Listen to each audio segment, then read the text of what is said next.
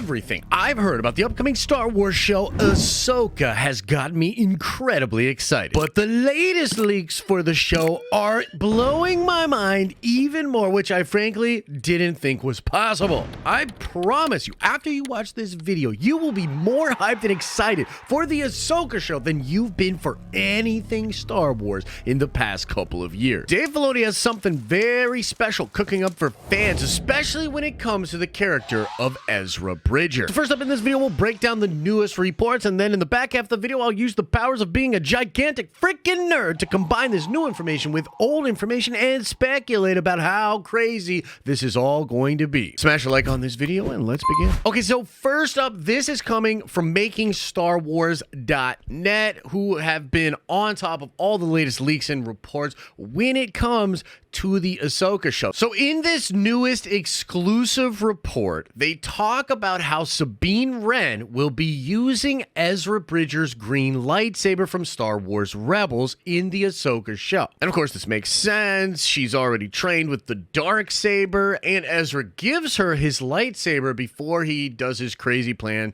with the Purgle. And they talk about in the report how in a lot of the different action scenes that they're hearing about, they talk about how you're going to see Sabine Wren with that green lightsaber. And so visually, you're probably going to get a lot of fights with the white lightsabers of Ahsoka, which we of course see in The Mandalorian Season 2, and then the green lightsaber of Sabine Wren. That's actually Ezra's. But this is where it gets crazy, because Ezra has of course been in this place called the New Beyond for many, many years, but apparently he doesn't have a lightsaber, or at least didn't have a lightsaber for a lot of the time there, and instead is going to be using a form of martial arts that combines using the Force. The article says here, Ezra Bridger, on the other hand, has been in a strange land for years without his lightsaber. Apparently, a kyber crystal has not called out to him in all that time because he has developed his own martial arts based on Force powers,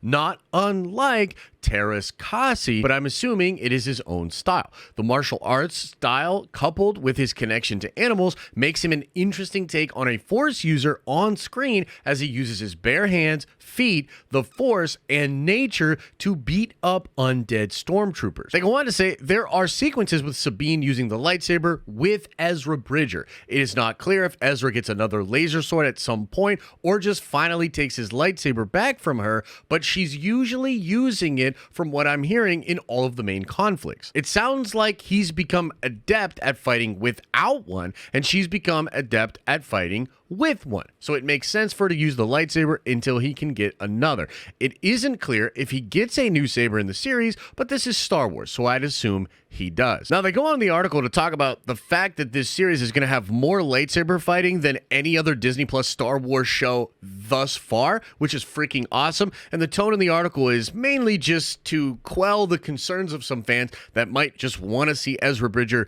using a lightsaber. And they're like, what the heck, man? He's doing martial arts? The article continues saying, we will have sequences where Baylan, Shin have red lightsabers, Morgan Elsbeth and the witches standing off against Ahsoka with her two white lightsabers, Sabine with the green saber, and Ezra doing Force karate. It sounds like a lot of stuff. The show also has some other interesting villains in store as well, but after Star Wars Obi-Wan Kenobi, I think we have to see the fights for ourselves before we can really say if they work or not. And there's this additional element where they talk about in the article how Ezra Bridger is going to be doing a Hadouken move from Street Fighter utilizing the Force. And oh man, do we have a lot to get into in the back half of this video. I just want to say this is freaking mind-blowing to me, and I think it's really, really cool. But let's first kind of contextualize this with the leaks that we've had from the past. So the big thing about Ahsoka is that it's supposed to be a show where you're going to have Ahsoka and a lot of the Ghost crew, like at least Sabine Wren, maybe Hera as well. We've seen Hera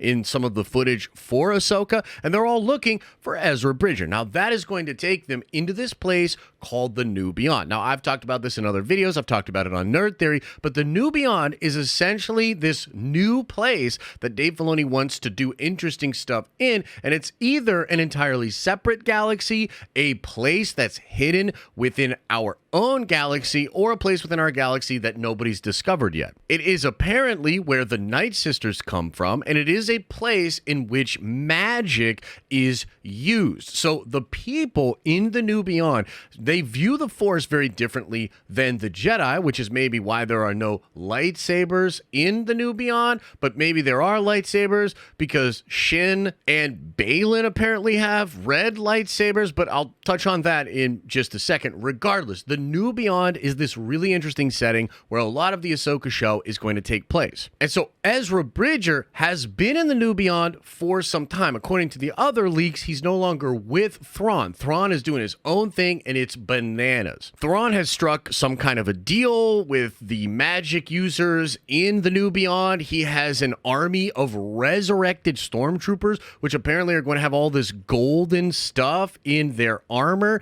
And so there's this idea of the Gold Sisters or the Light Sisters as opposed to the Night Sisters being in the New Beyond. But Thrawn is also apparently going to enlist the help of Baylan, who is this Jedi that turned to the dark side some time ago, and he has an apprentice named Shin. And I believe Baylan and Shin are sort of going to be like the first bosses that the crew has to fight. So we'll probably see like Ahsoka and Sabine and maybe Hera fighting against Shin and then maybe Baylan at the start of the show before they finally get into the New Beyond themselves and then start interacting with Thrawn, maybe the stormtroopers, because apparently there's fights there as well. And I think the basic idea here is that whatever Thrawn has going on in the New Beyond is an incredible threat. If he comes in to the proper galaxy, to the Star Wars galaxy overall, with these two Sith, with this army of resurrected stormtroopers, and I think most importantly, with this group of witches that can provide power to him and bring people back to life, it kind of seems like the galaxy would be screwed. So when I think of karate and using the Force and his hands and his fists and even doing, Hadoukens or Kamehameha waves with the power of the Force in the New Beyond, that's an incredibly exciting idea to me, especially because you might combine magic with that as well. We've never really seen Force users other than the Night Sisters use actual projectile Force magic. I mean, I guess the lightning that the Sith use is very similar, but we've never seen Dragon Ball Z level beam weapons or crazy fighting like that. And I just wonder how bananas, how crazy is this going to get with Ezra utilizing the Force magic, and martial arts? It's fascinating. The other thing that I think is really interesting about this is it's likely the reason Mina Massoud was not cast and Eamon Esfandi was. Eamon Esfandi just has a bigger frame. He's a little bit more of a physical presence.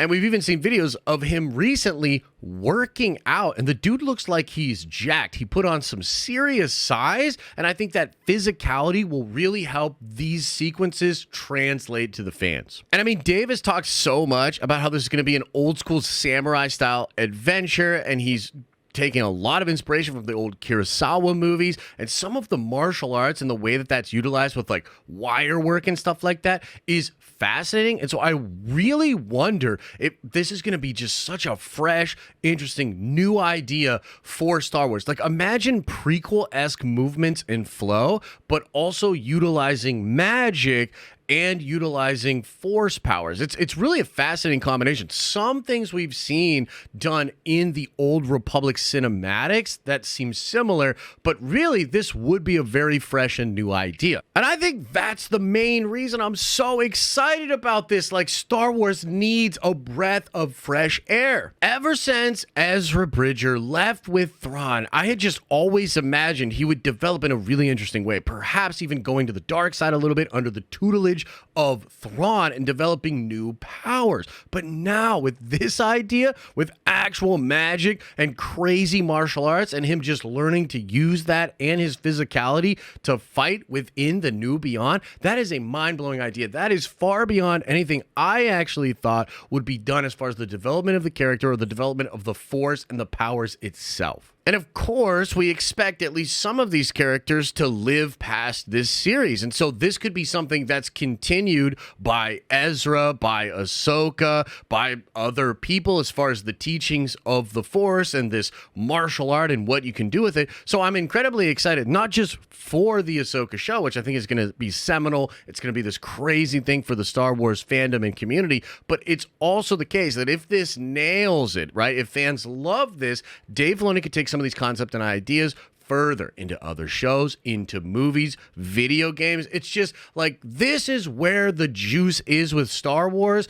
I love it. I'm incredibly excited. I definitely want to know what you think about it, so let me know your thoughts in the comment section below. Slap a like on this video if you have not. And if you want to watch more, why not check out this very big, thorough video I did on what's actually wrong with the MCU and how Kevin Feige should fix it.